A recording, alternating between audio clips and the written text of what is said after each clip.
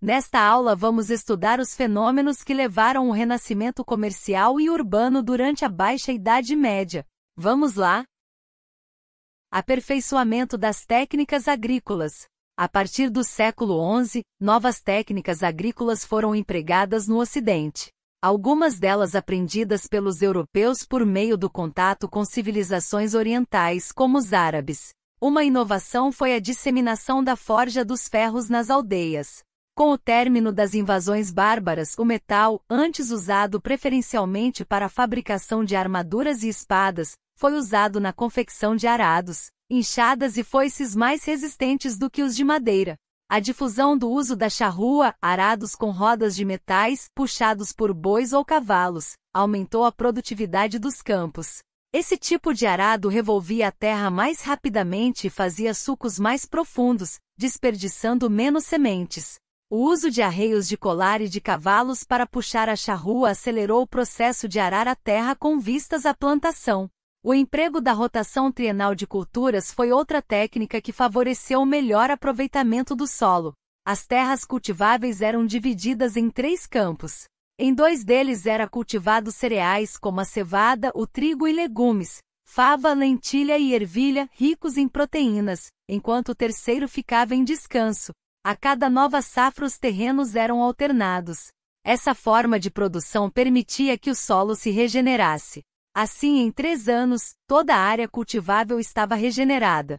O aumento da produtividade das terras representou uma revolução agrícola. Houve ainda a disseminação do uso de moinhos movido a água na moagem de cereais a fim de transformá-los em farinha. A moagem mais rápida favoreceu a maior quantidade de alimentos estocados, sustentando por mais tempo a população dos feudos e permitindo a geração de excedentes para trocas no comércio local. Por causa da implementação das novas técnicas agrícolas, níveis de produtividade no Ocidente europeu aumentaram. Uma das primeiras consequências do aumento da produtividade foi o crescimento da população camponesa, por estar mais bem alimentada. Sua expectativa de vida subiu de 25 para 35 anos, entre os séculos XII e XIII. Como o aumento da população serviu para evitar gastos, alguns senhores desobrigaram seus camponeses da servidão. A iniciativa favorecia a ocupação humana de terras pouco habitadas nos arredores dos feudos, formando uma barreira contra ataques de outros nobres, além de propiciar o uso produtivo dessas terras. Em alguns casos, a ocupação de terras, até então pouco explorada, se deu por iniciativa de camponeses que, para fugir da opressão, romperam os laços com seus senhores e deixaram os feudos. Com o aumento da produção agrícola ao final do século XI e durante o século XII, houve aumento dos excedentes, o que intensificou as trocas entre os feudos. Aos poucos, mercadores regulares passaram a comercializar produtos, oferecendo-os na entrada dos castelos, nos pátios dos mosteiros e nos núcleos urbanos. As trocas locais e o deslocamento dos mercadores ocasionaram intensa rede de comércio e levaram ao surgimento das feiras. Nas feiras locais, os excedentes agrícolas e madeiras eram trocados por artigos artesanais, artigos de luxo, e produtos de primeira necessidade como sal. Essas trocas atraíam mercadores que percorriam as rotas para levar e trazer mercadorias. O intenso afluxo de mercadores e mercadorias gerou rotas que inicialmente eram apenas caminhos abertos por entre o campo e as matas, mas que se transformaram em estradas movimentadas. Nos cruzamentos dessas rotas ou de qualquer outro local de grande circulação de pessoas surgiram as feiras medievais. As maiores, no entanto, formaram-se em pontos nos quais havia um encontro de rotas comerciais. A Feira de Champagne tornou-se uma das mais importantes do comércio medieval. Havia na Europa 2 rotas comerciais principais, uma ao sul e outra ao norte. Na Rota do Sul atuavam comerciantes da cidade de Gênova e Veneza, que controlavam o comércio da região do Mar Mediterrâneo, por onde chegavam os produtos vindos do Oriente. A Rota do Norte, por sua vez, constituía-se de comerciantes germanos que dominavam o comércio na região dos mares do Norte e Báltico. Com o passar do tempo, as feiras deixaram de ser temporárias e foram se tornando permanentes. Foi dessa forma, ao redor de feiras e de catedrais, que se originaram ou se desenvolveram algumas das principais cidades do período feudal. Estas foram chamadas de burgos, que significa fortificação.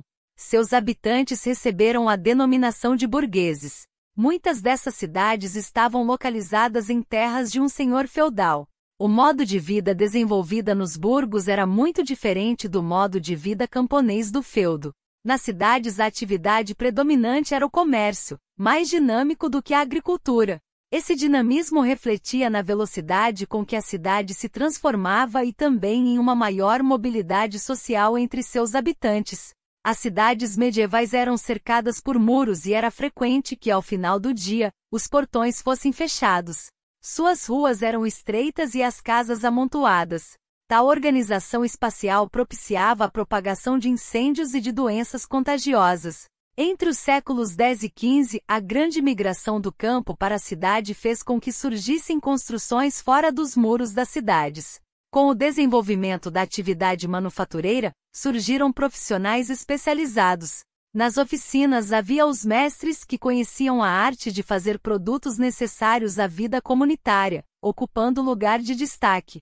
Eles eram seguidos pelos jornaleiros, trabalhadores que recebiam pela jornada de trabalhos realizados, e pelos aprendizes, que ingressavam nessas oficinas para aprender as primeiras técnicas a fim de se tornarem profissionais especializados.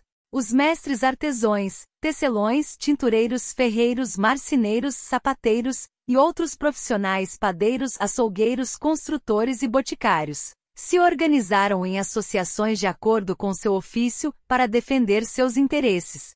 Eram as chamadas corporações de ofício. As corporações se desenvolviam nas cidades que tinham no mínimo 10.000 habitantes. Elas definiam normas para a produção. Nessa mesma época, um novo segmento social se desenvolveu, a burguesia. Ela era composta de comerciantes, banqueiros, armadores de navios e cambistas. Os comerciantes, por sua vez, organizavam-se em guildas, cujos objetivos eram a regulamentação das práticas comerciais e a manutenção do monopólio sobre o comércio local. Os burgueses não se encaixavam no sistema de ordens que organizou a sociedade feudal, clero, nobreza e servos. Com o objetivo de poder gerir seus negócios e suas vidas com o mínimo de interferência, os burgueses se uniram e formaram comunas. Estas eram associações de moradores com o objetivo de buscar soluções para problemas que fossem de interesse coletivo dos habitantes da cidade, além da aquisição do terreno onde ela estava localizada.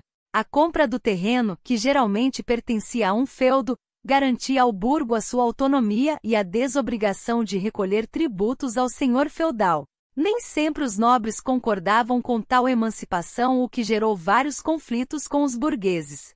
Na maioria das vezes, porém, estabelecia-se um acordo no qual os burgueses pagavam um valor em indenização aos nobres, que em troca lhes concediam a carta de franquia.